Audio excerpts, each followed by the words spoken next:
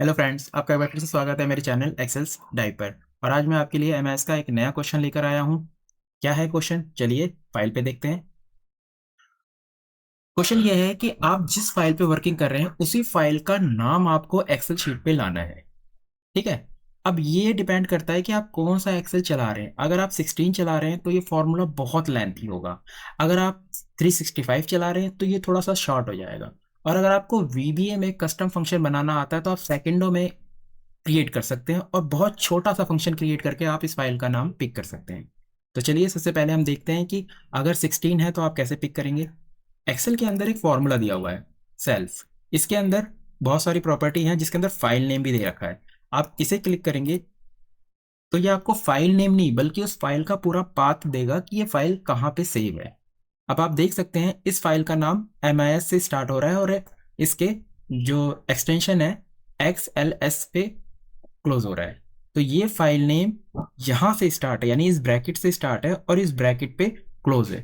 तो सबसे पहला हमारा पॉइंट ये है कि अगर हम इन दोनों ब्रैकेट के लोकेशन को फाइंड कर लें कि कितने नंबर पे आ रहा है तो हम इस फाइल नेम को पिक कर सकते हैं।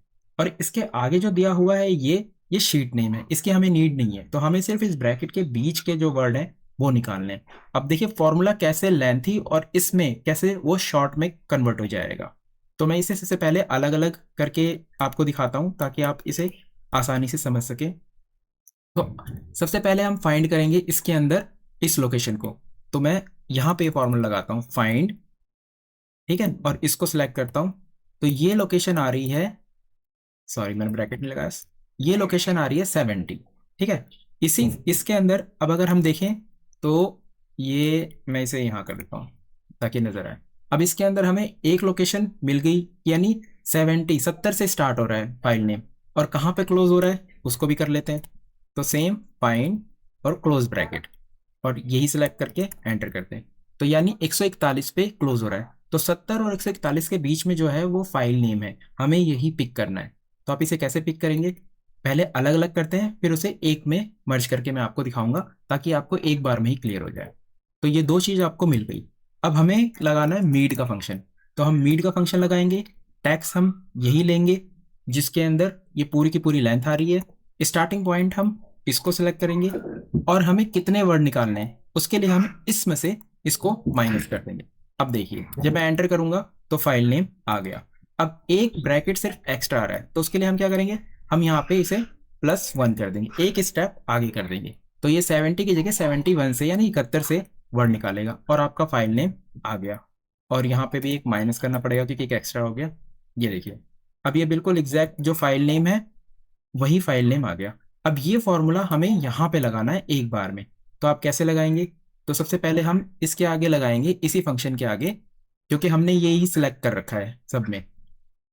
तो अगर मैं इसे कॉपी करूं फॉर्मूले को तो सबसे पहले क्या है, डी फाइव पे कौन सा फॉर्मूला है ये। तो मैं इसे यहाँ पे कॉपी कर लेता हूँ और इसमें पेस्ट कर देता हूँ। उसके बाद इसमें क्या आ रहा है, फिर आ रहा है E6 क्या है ये। तो इसके अंदर सबसे पहले मेरे को डी फाइव को रिप्लेस करना होगा। तो डी फाइव पे क्या है ये। तो मैं इसको इसमें पेस्ट करूंगा डी फाइव पे। अब ये फॉर्मूला कंप्लीट है और इस फॉर्मूले को कॉपी करूंगा और इसमें पेस्ट करूंगा E6 पे, और जहां जहां E6 है वहां पे पेस्ट कर दूंगा। अब रह गया हमारे पास सिर्फ F6 ये। तो इसमें भी पहले डी फाइव को रिप्लेस करूंगा इस फॉर्मूले से, ठीक है, और फिर इस पूरे फॉर्मूले को रिप्लेस कर दूंगा जहां पे E6 लिखा हुआ है इस फॉर्मूले में। देखिए अब मैं इन सबको डिलीट कर देता हूँ और इसको भी डिलीट कर देता हूँ और इस फॉर्मूले को यहाँ पे कट पेस्ट कर देता हूँ। तो देखिए ये फाइल नेम निकल के आ गया। अब फॉर्मूला देखिए कितना लेंथी हो गया। ठीक है। अब इसी को शॉर्ट तरीके से करना हो तो ऑफिस 365 में हम कैसे करेंगे, हम इसके अंदर करेंगे लेट। लेट के अंदर हम एक्स लेंगे, एक्स के अंदर हम फाइल नेम पिक करेंगे, ठीक है। और उसके बाद फिर हम सेम वही फंक्शन जो है वो फंक्शन हम लगाएंगे, लेकिन हमें बार बार सेल फाइल नेम नहीं लिखना होगा। हम सिर्फ ये लिखेंगे और फाइंड, किसमें, इस वर्ड में फाइंड किया था।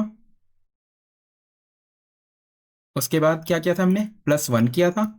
फिर यहाँ पे हमने क्या फाइंड किया था, फाइंड क्लोज ब्रैकेट एक्स, क्योंकि एक्स हमारा क्या है, एक्स हमारा ये है फाइल नेम, और उसके बाद माइनस क्या किया था, फर्स्ट लोकेशन जहाँ पे ब्रैकेट स्टार्ट हो रही है उसको हमने माइनस किया था एक्स, और यहाँ पे हमने -1 लगाया था। अब देखिए मैं ब्रैकेट बंद करूंगा, सेम रिजल्ट आएगा।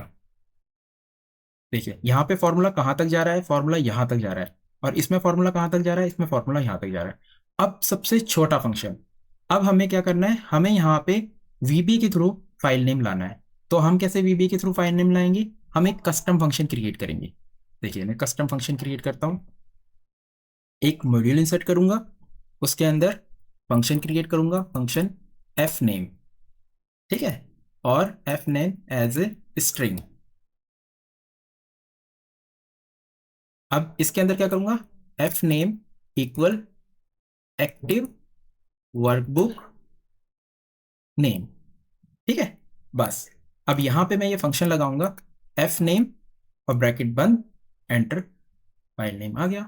तो वीबीए के थ्रू सबसे शॉर्टकट में कितने छोटे से कोड से आपने इस फाइल नेम को पिक कर लिया, और यही चीज आपको कितने फाइंड यूज करने पड़े, ब्रैकेट लगानी पड़ी, और इसके अंदर आप लेट का फॉर्मूला करके उस फंक्शन को छोटा कर दिया आपने। लेकिन सबसे सिंपल जो आपको पड़ा वो पड़ा वीबीए के थ्रू। तो आई होप आपको ये वीडियो अच्छा लगा होगा और आपकी नॉलेज भी बढ़ी होगी इससे।